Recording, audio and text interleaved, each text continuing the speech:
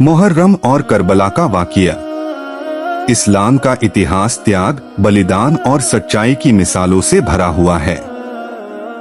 जब भी इंसाफ और जुल्म की टक्कर होती है, तब करबला की धरती पर हजरत इमाम हुसैन अलैहिस्सलाम की कुर्बानी की याद ताज़ा हो जाती है। यह कहानी केवल एक लड़ाई की नहीं, बल्कि हक और बातिल के बीच हुई अमर जंग की दास्तान है। मुहर्रम क्या है? मुहर्रम इस्लामी कैलेंडर का पहला महीना होता है, जिसे बहुत मुक़द्दस माना जाता है। इसी महीने की 10 तारीख को आशूरा कहा जाता है और इसी दिन इस्लाम के सबसे दर्दनाक और ऐतिहासिक वाक़ये करबला का कुर्बानी भरा मंजर सामने आया। पृष्ठभूमि यजीद और सत्ता की लालच। रसूल अल्लाह हजरत मोहम्मद सल्लल्लाहु अलैहि वसल्लम के इंतकाल के बाद इस्लामी खिलाफत धीरे धीरे बदलने लगी। हजरत अली अलैहिस्सलाम के शहादत के बाद मुआविया बिन अबू सुफियान ने खुद को खलीफा घोषित किया। मुआविया के बाद उसका बेटा यजीद गद्दी पर बैठा। यजीद न सिर्फ इस्लामिक उसूलों के खिलाफ था, बल्कि शराब, नाच गाना और जुल्म जैसी हर बुराई में डूबा हुआ था। वह चाहता था कि हजरत इमाम हुसैन जो रसूलुल्लाह के नवासे थे, भी उसकी बैत करें, यानी उसे खलीफा मान लें। इमाम हुसैन का इनकार। हजरत हुसैन ने यजीद की बैत से इनकार कर दिया। उन्होंने कहा, जैसा शख्स यजीद है, मैं उससे कभी बैत नहीं करूंगा। इमाम हुसैन जानते थे कि यजीद की खिलाफत इस्लाम के उसूलों का मजाक उड़ा रही है।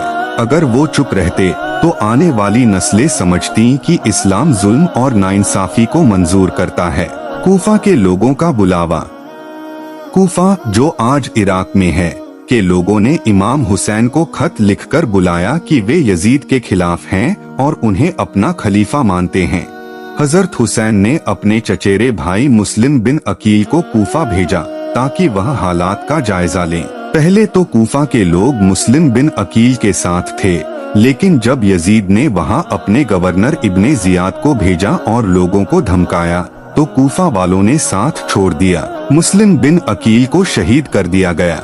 करबला की ओर सफर। इमाम हुसैन को जब यह खबर मिली, तब वे पहले ही अपने घर वालों और कुछ वफादार साथियों के साथ कूफा की ओर निकल चुके थे।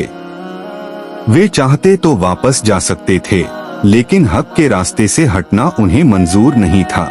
2 मुहर्रम 61 हिजरी को इमाम हुसैन का काफिला करबला की जमीन पर पहुंचा। वहीं यजीदी फौज ने उनका रास्ता रोक दिया। पानी बंद कर देना सबसे बड़ा जुल्म। 7 मुहर्रम को यजीद की फौज ने फुरात नदी का पानी हुसैनी काफिले पर बंद कर दिया। 6 महीने के बच्चे से लेकर बूढ़ों तक को प्यासा रखा गया। यह इस्लामी तारीख का सबसे क्रूर चेहरा बन गया। 10 मुहर्रम आशूरा का दिन। 10 मुहर्रम 61 हिजरी 680 ईस्वी। इस दिन करबला की जमीन पर इंसानियत और शैतानियत की आखिरी टक्कर हुई। इमाम हुसैन के साथ थे कुल लगभग 72 लोग, उनमें बच्चे, महिलाएं और बुजुर्ग भी थे। यजीद की फौज थी करीब 30,000 से ज्यादा सैनिक। एक एक करके शहीद। इमाम हुसैन के बेटे, भाई, भतीजे और साथी एक एक करके मैदान में गए और शहादत पाई। इमाम हुसैन का जवान बेटा अली अकबर 18 साल की उम्र में बहादुरी से लड़ा और शहीद हो गया। सबसे छोटा शहीद था हजरत अली असगर, 6 महीने का बच्चा, जिसे प्यासा देखकर इमाम हुसैन ने इब्ने साद से पानी मांगा, लेकिन उसके गले में 3 कांटे वाला तीर मार दिया गया। इमाम हुसैन की शहादत। आखिर में इमाम हुसैन अकेले रह गए। उन्होंने अल्लाह से दुआ की, घोड़े पर सवार होकर मैदान में गए और बहादुरी से लड़ते हुए शहीद हो गए। उनका सिर काटकर यजीद के दरबार में भेजा गया और अहले बैत को कैद करके दमिश्क ले जाया गया। यजीद जीता नहीं, हुसैन अमर हो गए। यजीद ने सोचा वह जीत गया, लेकिन वह सिर्फ तख्त पर बैठा।